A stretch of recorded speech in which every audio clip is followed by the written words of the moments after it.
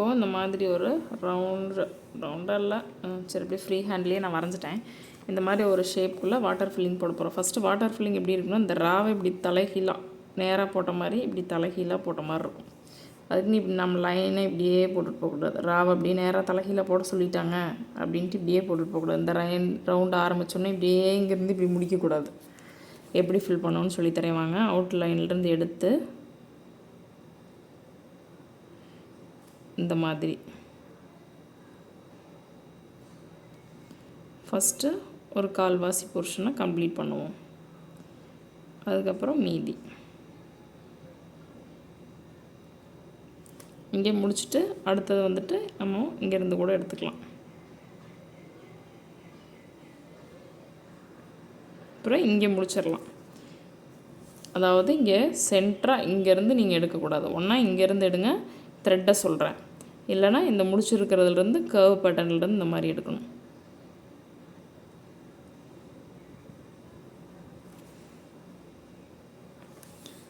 இந்த மாதிரி சரிங்களா? இங்கேருந்து எடுத்தோம்னா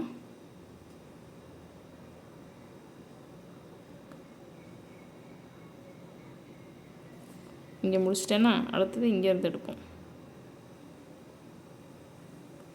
இங்கே முடிச்சுட்டு அடுத்து இந்த கேப் ஃபில் பண்ணுறதுக்கு இங்கேருந்து எடுத்து இங்கே ஃபில் பண்ணிடலாம்.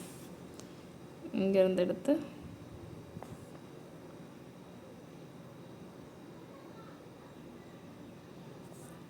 இந்த மாதிரி அப்படியே ஃபில் பண்ணணும். சரிங்களா?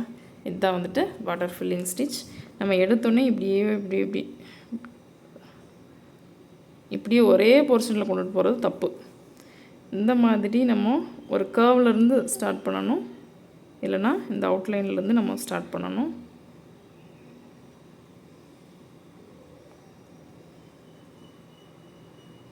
இங்கே முடிச்சுட்டு அடுத்து இங்கேருந்து எடுத்து இங்கே முடிச்சுட்டு இந்த கேப்லாம் எங்கெங்கே இருக்கோ அந்த இடத்துல எல்லாம் நம்ம ஃபில் பண்ணணும்.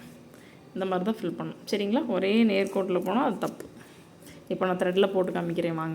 நான் சில்க் த்ரெட் எடுத்துட்டேன். நீங்கள் வந்துட்டு அப்படியே மாதிரி நான் சொல்லி கொடுத்தேன் இல்லைங்களா நோட்டில், அந்த மாதிரி நீங்கள் ஒரு டைம் வரைஞ்சிட்டு கூட அது மேலே போடுங்க. க்ரீப்பிங் ஸ்டெயின் ஸ்டிச்சுக்கு சொல்லி கொடுத்துருப்பேன் இல்லைங்களா, அந்த மாதிரி குட்டி குட்டி செயினாக போடணும். அப்போ தான் வந்துட்டு கர்வ் பேட்டர்னில் வரும். இல்லைனா கர்வ் பேட்டர்ன் வராது, திருப்பி வராது, அசிங்கமாக இருக்கும். அப்புறம் வரலன்னா அந்த ராவையே தலைகீழாக திருப்பி போட்ட மாதிரி வரும். ஒரே சைடு திருப்பி போடக்கூடாது, மாற்றி போடணும். நான் போட்டு காமிக்கிறேன் பாருங்கள். இந்த சர்க்கிள்குள்ளே நான் ஃபில் பண்ணி காமிக்கிறேன் பாருங்கள். எந்த அளவு குட்டி குட்டி செயினாக போடுறீங்களோ அந்த அளவுக்கு நம்மளுக்கு ஃபினிஷிங் நல்லாயிருக்கும்.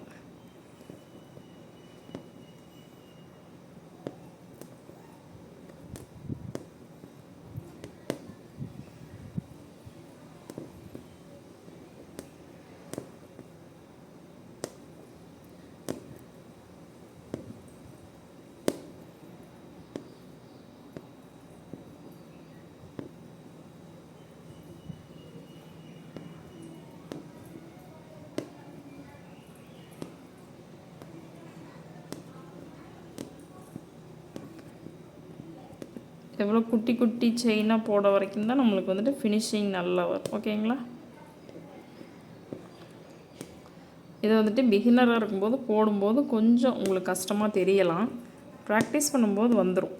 சரிங்களா? இப்போ இந்த இடத்துல என் நாட் போட்டோம் அப்படின்னா இருங்க,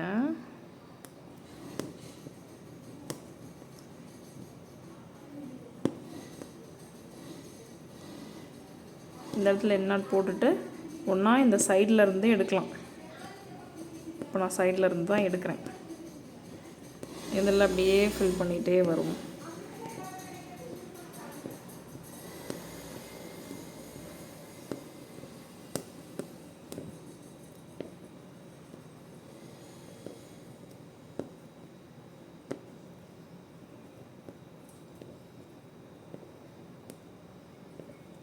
பொறுமையாக பார்த்தீங்க அப்படின்னா புரியும். நான் அதை வந்துட்டு ஃபாஸ்ட்டாக வீடியோ எடிட் பண்ணாமல் நான் எப்படி போட்டிருக்கேனோ அதே மாதிரி நான் உங்களுக்கு வீடியோ எடிட் பண்ணி தர்றேன். உங்களுக்கு புரியணும். இந்த ஸ்டிச் கொஞ்சம் பிகினராக இருக்கும்போது கொஞ்சம் சிரமமாக இருக்கிற மாதிரி இருக்கும். நீங்கள் போட்டு பழகிட்டீங்க அப்படின்னா கண்டிப்பாக வந்துடும். இப்போ இந்த கர்வ்லேருந்து நம்ம எடுத்துக்கிறேன். ஒன்றா நீங்கள் வந்துட்டு அவுட்லைன்லேருந்து எடுக்கணும், இல்லைனா கர்வ்லேருந்து எடுக்கணும்.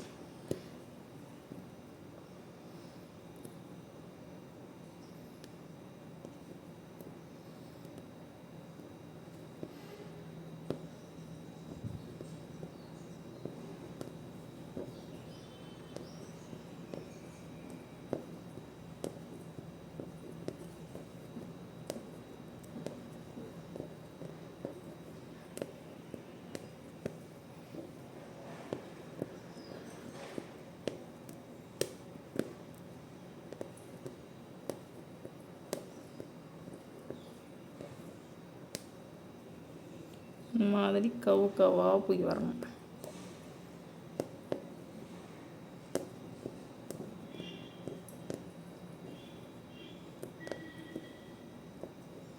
இந்த இடத்துல நம்ம முடிச்சுக்கலாம்.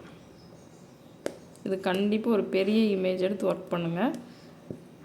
இப்போ முடிச்சுட்டு இங்கே அவுட்லைன் போட்டு காமிச்சிடுறேன் பாருங்கள் உங்களுக்கு.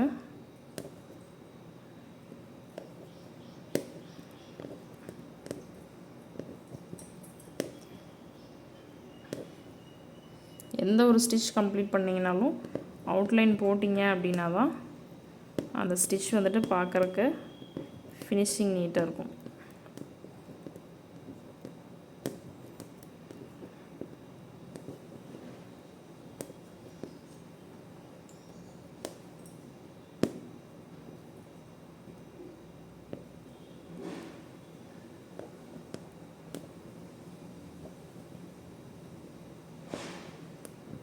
இப்போ இந்த இடத்துல எப்படி நம்ம என்னாட் போட்டு கம்ப்ளீட் பண்ணிடலாம். சரிங்களா? புரியுதா? தெரியுதுங்களா நான் இந்த மாதிரி போட்டிருக்கேன் அப்படின்னு?